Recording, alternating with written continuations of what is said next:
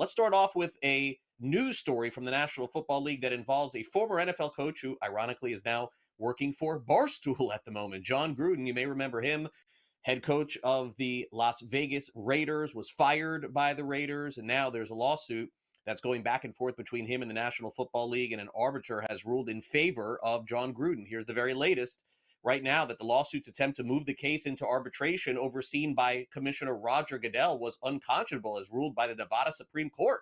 The court emphasized that the NFL Constitution does not apply to former employees like Gruden, rejecting the idea that Gruden could arbitrate a case in which he was named a defendant. So Goodell cannot get involved in this case specifically to rule on whether or not Gruden had some improprieties while as head coach of the Las Vegas Raiders. Needless to say, this could pave the way eventually for Gruden to return as a coach in the National Football League in the future. Stay tuned. Meanwhile, the beat goes on at Los Angeles Rams camp, and as of now, there is no clarity whatsoever on starting quarterback Matthew Stafford. Let's not get it twisted. He was supposed to return Monday to take some limited practice, and he did not. As of right now, Stafford still has not practiced with the team at all in this training camp and likely will not play in week 2 of the NFL preseason.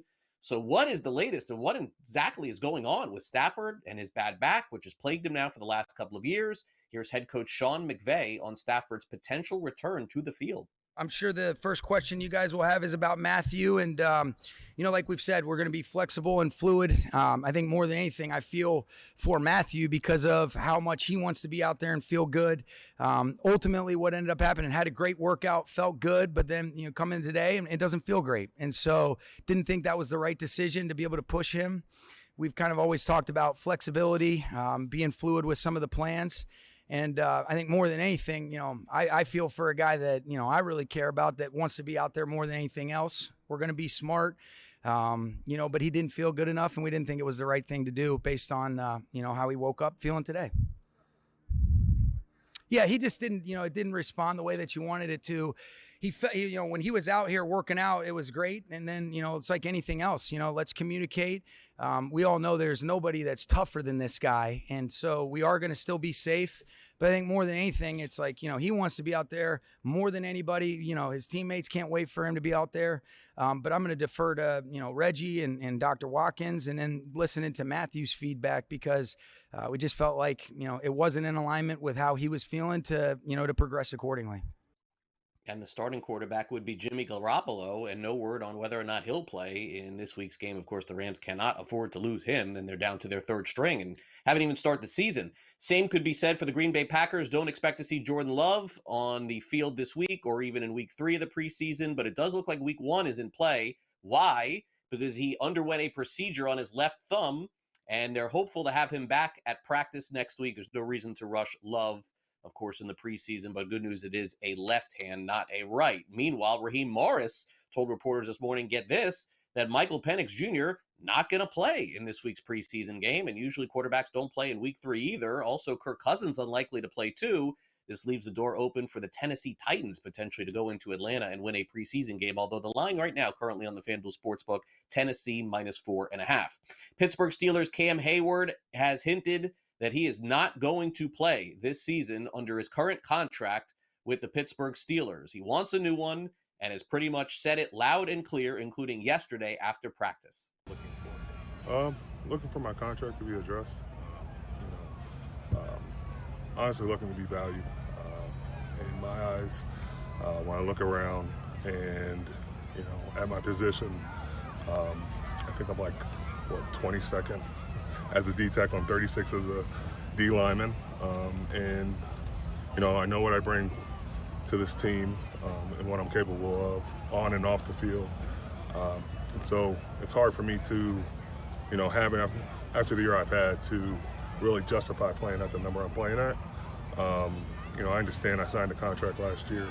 But to be completely honest with you, when I signed that, I told them, when I have an all-pro year, expecting me to come back. And you can look at the contract and see what it was, but I think everybody kind of giggled a little bit, but in my head, I used it as motivation to go out there and prove it.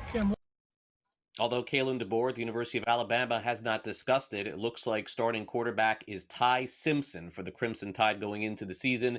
He's been the backup at Alabama the last couple of years. Meanwhile, Shohei Ohtani in new alleged hot water. Remember the last time it was sports betting. This time it's a Hawaii developer and a real estate broker who are suing Ohtani and agent Nez Balelo, alleging that they were wrongfully pushed out of a $240 million luxury housing project on the Big Island. The lawsuit says that Ohtani was brought in for promotional purposes, but he and his agent used their influence to pressure their business partner into firing the original team. It is a lawsuit. There's money involved, and Ohtani makes a lot of money, so this is not surprising. Meanwhile, what is surprising is the Los Angeles Angels just dominate the Los Angeles Dodgers again, 4-0 yesterday. They beat them every time they played them this season. How about that? Zach Neto hit 2 home runs. Ohtani did homer, 7-4 win for the Angels. How about that over the Dodgers? Meanwhile, looks like the San Francisco Giants are just about cooked. Padres win yesterday 4-1. Yu Darvish, 6 innings pitched, 4 hits, 1 run, 6 strikeouts. The Giants made a big acquisition in Rafael Devers. You may remember a couple of months ago, their offense has gone south ever since, and it doesn't seem to be getting any better. Here's Bob Melvin on that. You guys have a 25 strikeouts and 1 walk over the last 2 losses. What are you seeing from the at-bats that you'd like to see improve? We're getting beat. I mean, a lot of fastballs tonight. You know, Darvish usually a guy that spins the ball a little bit and threw a lot of heaters. So good command of it. Probably best game he's pitched this year. And I think at times we try to get a little too aggressive when we're a team that makes pitchers work and draw some walks and get some deeper counts. Logan was so effective, efficient through those first 6 innings. What really flipped against the bottom third of the lineup in the 7th? Just got some pitches in the middle of the plate. You know, Rafi comes back, ties it 1-1. We feel pretty good about where we are. He's pitching really good again, using all his pitches. They're off balance, a lot of balls on the ground, which you typically see when Webby's good. You know, and then all of a sudden they got on him pretty quickly. The best kept secret in baseball, meanwhile, is not a secret anymore. The Milwaukee Brewers are the best team in the game, and it's not particularly close. They win their 10th straight game yesterday. Jose Quintana, 6 innings pitched, and Brewers beat the Pirates 7-1. Kyle Schwarber hit his 42nd home run for the Phillies, free agent, by the way, after the season, as the Phillies beat the Reds 4-1 as well. Alex Bregman returns to Houston yesterday and didn't go his way exactly, although he was fine. The Astros hold off the Red Sox 7-6. Ramon Urias, Chas McCormick each hit home runs. Roman Anthony struck out to end the game. Will Warren helped the Yankees to a victory, 6 2/3, and the Yankees beat the Twins by a final of 6-2. Finally, the Texas Rangers get a win. Jake Berger with an RBI single in the 10th inning. Rangers were down 5-0 against the Arizona Diamondbacks, and they came back to win. Nathan Eovaldi's having a great month, 6-0, .47 earned run average in the month of July. Good for the Rangers to step back in this thing.